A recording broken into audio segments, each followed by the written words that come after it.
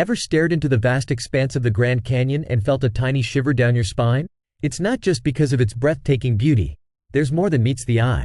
Whispered tales and hushed conversations have hinted at secrets buried deep within. Tales of ancient Egyptians and, hold onto your hats, giants calling it home. Now, imagine those stories weren't just tall tales. Get ready to tumble down a rabbit hole as we unveil secrets of the Grand Canyon that might just have world powers hitting the mute button. Let's explore what's been hidden in plain sight. Chapter 1. History of the Grand Canyon.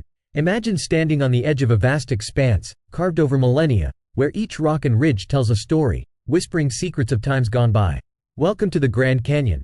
This colossal masterpiece wasn't painted overnight.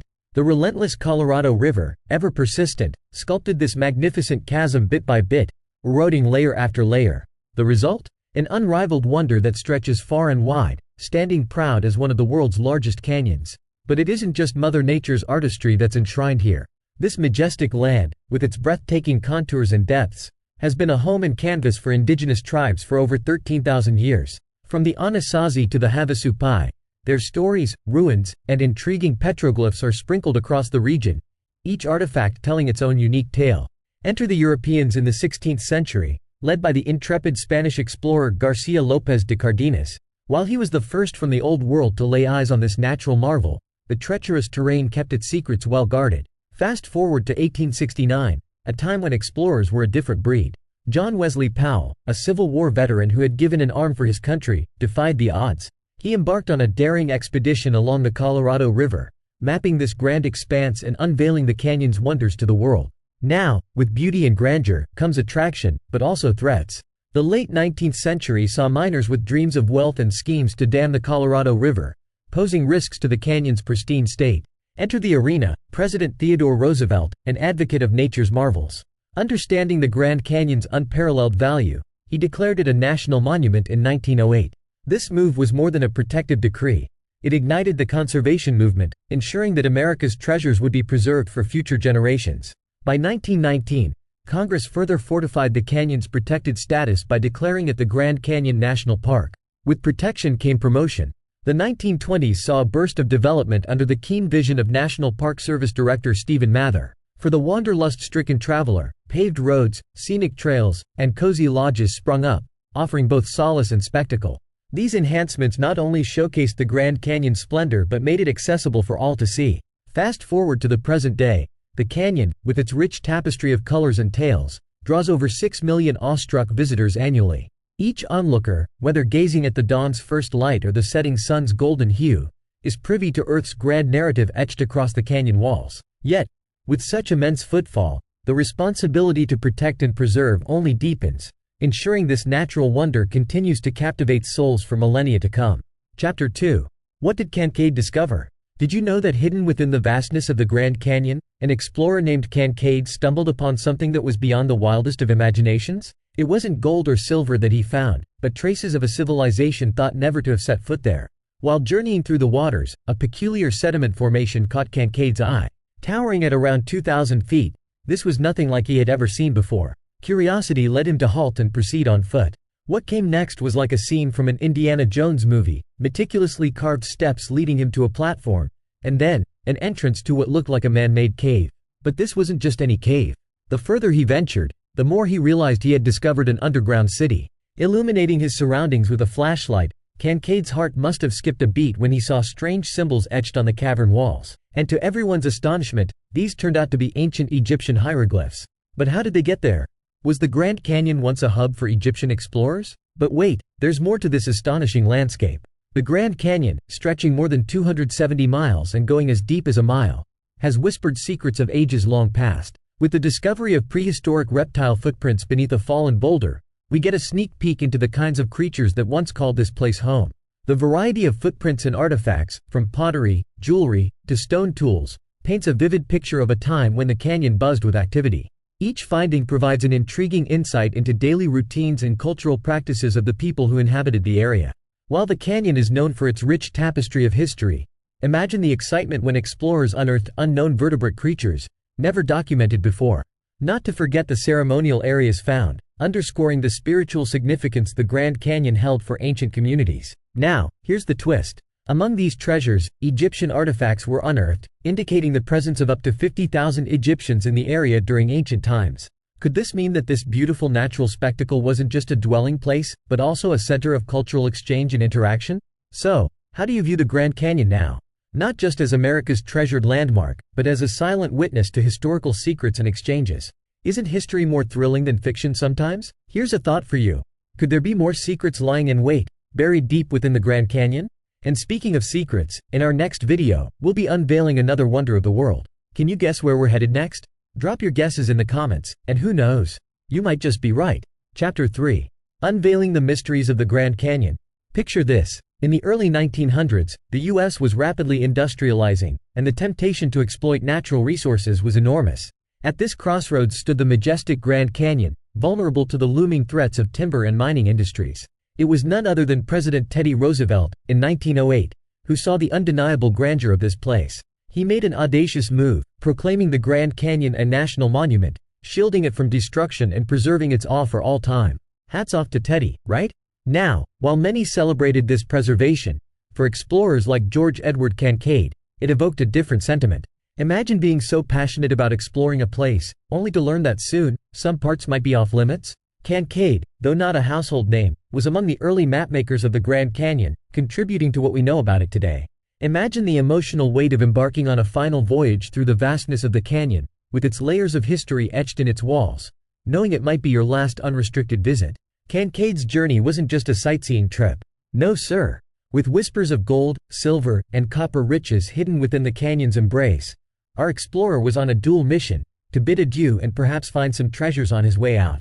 While most of us would see the closing off of parts of the Grand Canyon as a conservation win, for passionate individuals like Cancade, it was a poignant moment, a reminder of nature's fleeting accessibility. Yet, his spirited voyage, driven by a mix of nostalgia and the age-old human thirst for discovery, epitomizes the spirit of the age.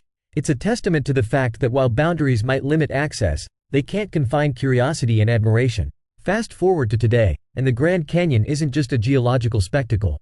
It's a symbol, a testament to nature's artistry and time's passage. Year after year, its awe-inspiring vistas lure countless souls from across the globe, each seeking a momentary escape into its depths, a brush with its ancient mystique. But, between you and me, while the Grand Canyon has revealed many of its secrets, do you think there are still some tales it's holding close to its chest? Chapter 4. The Citadel. Ever played Indiana Jones in your backyard as a kid, dreaming of uncovering lost cities or secret chambers?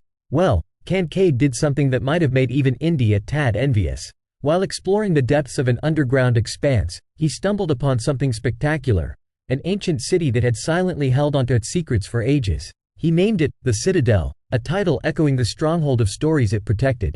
Now, here's where things get wild.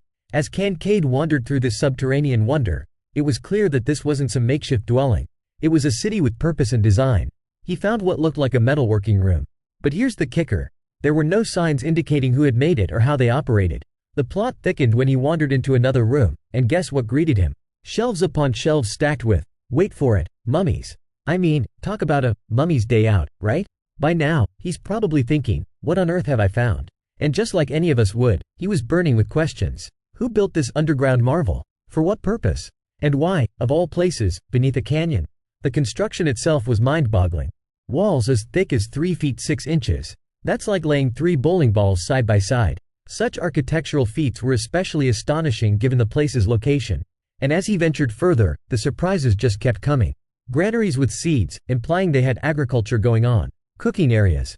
A dining hall large enough for a grand feast. It was evident, this wasn't just a hideout. This place was alive once, humming with stories and lives. The artifacts told tales of their own. Metal tools made of copper hinted at technological advancements far ahead of their time. Can you imagine a time traveler from the past, dropping advanced tools in an era where they didn't belong? And it wasn't just about the artifacts. The architectural mastery of the Citadel was a sight to behold. Wide passageways, large rooms, and intricate design patterns revealed the genius of its constructors. Some rooms sprawled across spaces as large as 30 by 40 square feet. Imagine holding an epic dance-off there. What's more intriguing was the ceiling design, which had a unique convergence towards the center. The thoughtful layout showed that whoever built this place had a flair for the dramatic, with side passages darting away sharply from the main hall. So, by now, you're probably wondering, as Cancade did, Who were the masterminds behind this underground wonderland? Were they an advanced civilization we know little about, or perhaps visitors from a distant land or even time? Whatever the case, Cancade's discovery of the Citadel highlights the rich tapestry of history that still awaits discovery. And just between us? It kind of makes me want to grab a torch and start exploring. What about you? Chapter 5. The Alleged Denial. Have you ever heard the tale of the lizard people from the depths of the Grand Canyon? No, this isn't a plot of some sci-fi flick, but a cherished belief held by the Hopi tribe. Imagine a world where our ancestors weren't the familiar Homo sapiens, but instead, reptilian shapeshifters that rose from the crevices of the Grand Canyon. Intrigued? I thought so. Now, every tale has its skeptics. The Smithsonian Institution, for one, staunchly denies these claims. A century has passed, and their narrative remains the same. There's no verifiable evidence to support the existence of such beings or even the explorers, Cancade or Professor Jordan, who supposedly discovered their traces. The Arizona Gazette, though, boldly published this account, standing alone amidst a sea of skeptics. It's fascinating, isn't it? That one publication could go against the tide? Here's a food for thought. Is it really that easy to bury the truth? Over the years, whispers of withheld evidence have grown louder. Let's take a trip to America's Midwest, shall we? There lie the mounds, ancient structures more intricate than any European edifice of their time. And here's the twist. Some say they've housed giant skeletons, some as tall as 8 feet. These skeletons supposedly found their way to the Smithsonian, only to be lost in the annals of its vast collections. And this isn't an isolated case. The western U.S. is rife with tales of giants and, yes, more lizard people. It's hard to separate the wheat from the chaff with such claims, especially when the leading institutions either deny or remain conveniently oblivious to them. But let's go deeper, to Alabama, 1892. Frank Burns stumbles upon stone coffins, intricately designed, each weighing several tons. These weren't mere stones, they were historical treasures. Fast forward to their sudden loss within the Smithsonian, only to be rediscovered under questionable circumstances nearly a century later. The plot thickens, doesn't it? David Hatcher Childress offers an alternative perspective in his book, Ancient Aliens on the Moon. Amidst the hush-hush of the leading institutions, voices like his resonate, urging us to question, to seek, and to explore. If we dive into the Hopi legends, the tapestry gets even more colorful.